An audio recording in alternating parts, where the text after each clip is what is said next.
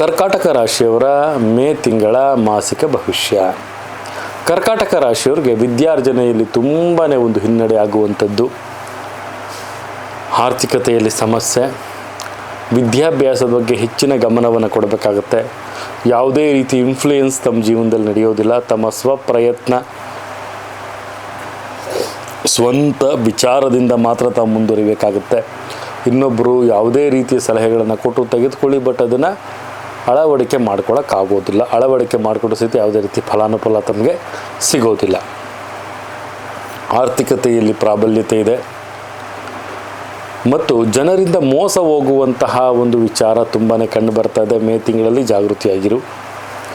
ತಮ್ಮ ಪಿತ್ರಾರ್ಜಿತ ಆಸ್ತಿಯ ಮೇಲೆ ಸ್ವಲ್ಪ ಮಟ್ಟಿನ ಕೆಲವೊಂದು ಸಮಸ್ಯೆಗಳು ಬರುವಂಥದ್ದು, ಕೋರ್ಟು ಕಚೇರಿಗಳಿಗೆ ಹೋಗುವಂತಹ ಒಂದು ಸಾಧ್ಯತೆಗಳು ಕಂಡು ಬರ್ತಾ ಇದೆ. ಸ್ವಲ್ಪ ಜಾಗೃತಿಯಾಗಿರಬೇಕಾಗತ್ತೆ.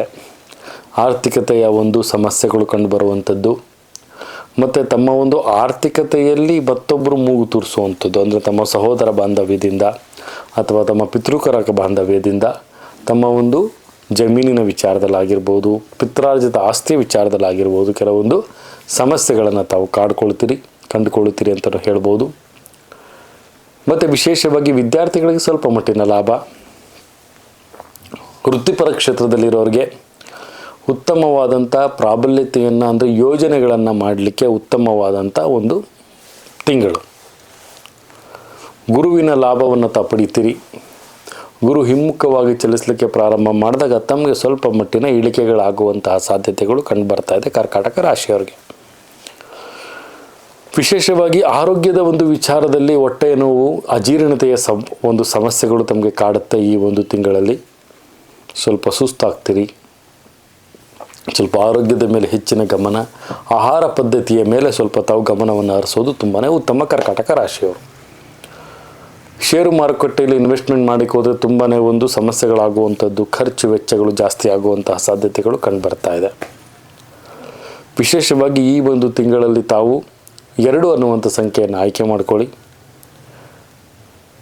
ಆರೆಂಜ್ ಕಲರ್ ಅಂದರೆ ಕೇಸರಿ ಬಣ್ಣವನ್ನು ತಾವು ಧಾರಣೆಯನ್ನು ಮಾಡೋದು ತುಂಬಾ ಉತ್ತಮ. ಹನುಮನ ಒಂದು ಧ್ಯಾನವನ್ನು ಮಾಡೋದ್ರಿಂದ ಉತ್ತಮವಾದಂಥ ಲಾಭ ತಮಗೆ ಸಿಗುತ್ತೆ ಅಂತ ಸಹಿತ ನಾವಿಲ್ಲಿ ತಿಳಿಸ್ಕೊಡುವುದಾಗುತ್ತೆ. ಇದಾಗಿತ್ತು ಕರ್ಕಾಟಕ ರಾಶಿಯ ಮೇ ತಿಂಗಳ ಮಾಸಿಕ ಭವಿಷ್ಯ.